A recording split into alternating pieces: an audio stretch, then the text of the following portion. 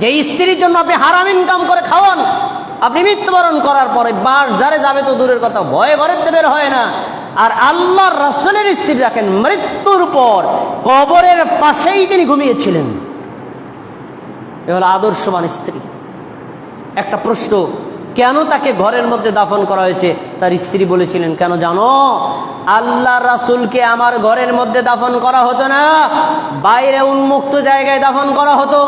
এই জন্য করা হয়েছে, রাসূলকে যদি বাইরে উন্মুক্ত জায়গায় কবরে দেওয়া হতো, তাহলে বাঙালি জাতির মতো কিছু আবেগী জাতি আছে, কবরের মাটি নিজের গায়ে মাখতো, কবরের মাটি বরকতের জন্য নিজের বাড়িতে নিয়ে যাইতো, অবশেষে কবরের মাটিই থাকতো না।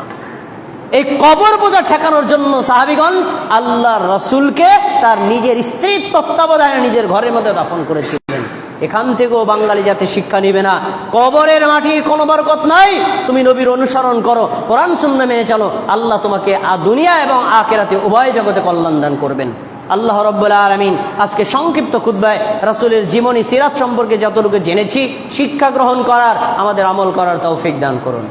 আল্লাহ আপনি আমাদের জুমার খুতবাকে কবুল করে নিন, আমাদের সালাতকে কবুল করে নিন, আমাদের ফরজ নফল আমলগুলোকে কবুল করে নিন, আমাদেরকে নবীর পরিপূর্ণ অনুসরণ করার তৌফিক দান করুন, আমাদের মা বোনদের অনুসরণ করার তৌফিক দান করুন, আমাদেরকে পরিপূর্ণ মুসলমান হওয়ার তৌফিক দান করুন। বাইতুল আমান সালাফি জামে মসজিদটাকে কবুল করে নিন, মুসল্লিদেরকে কবুল করে নিন। আমরা যারা অসুস্থ আমাদের সবাইকে সুস্থতা দান করুন, আমাদের পরিবার যারা অসুস্থ তাদেরকে সুস্থতা দান করুন। আল্লাহ আপনি আমাদের দোয়াকে কবুল করে নিন।